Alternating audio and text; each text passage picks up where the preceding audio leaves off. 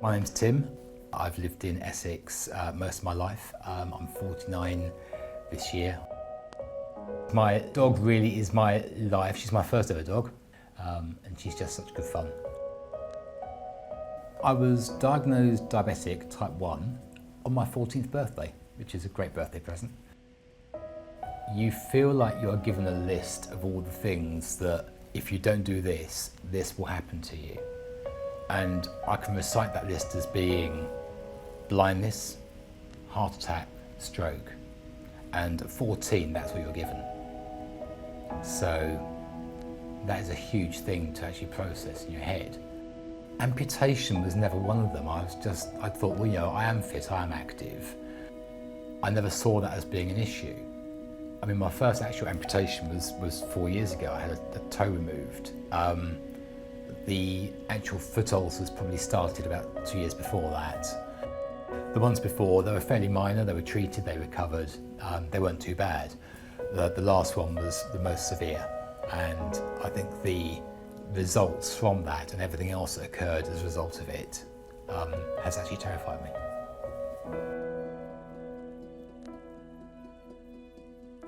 I was at a friend's wedding in Greece and I bought a new pair of shoes for the event. I remember leaving the reception to go to the loo, and as I was coming out the loo, there was a trail of blood across the floor, and I took the shoe off. Literally, all the skin on the ball of my right foot had just completely come away. They told me from the get-go that for it to recover, you basically need to offload all the weight on your foot completely. In an ideal world, fantastic, but even when you're working, you can't just sit down and put your foot up for an entire day.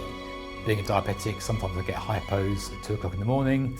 I'd go downstairs to get a bowl of cereal, sort of hypo out, and there would be a trail of blood all down the stairs where everything had just literally seeped through the dressings that were on there.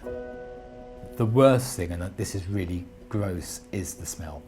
When it gets to the point when your partner says, "I'm sorry, but I can't sit on the sofa next to you because I can smell your foot."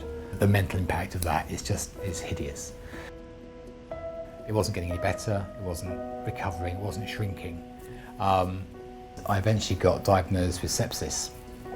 So, rushed into hospital, and my foot had literally blown up, and the skin was starting to peel away from the top surface. I got admitted on the Sunday.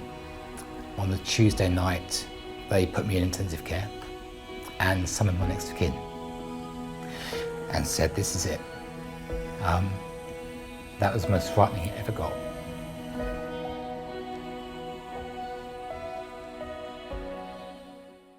And then we started to see really positive changes. The infection disappeared completely. They started using the ErgoStart dressings. It didn't require any additional padding on the foot. I could wear normal shoes. I could carry on with sort of, walking, but keeping it fairly reduced to keep the pressure off. But we started to see a difference pretty rapidly. Just the whole appearance of it just changed. The skin started to look healthy around it. The colour completely changed. You could see there's a better sort of blood supply to the wound coming in. And then literally from like 1 millimetre reduction a week, it went to 2 millimetre reduction a week. The depth of the wound reduced right down to almost nothing.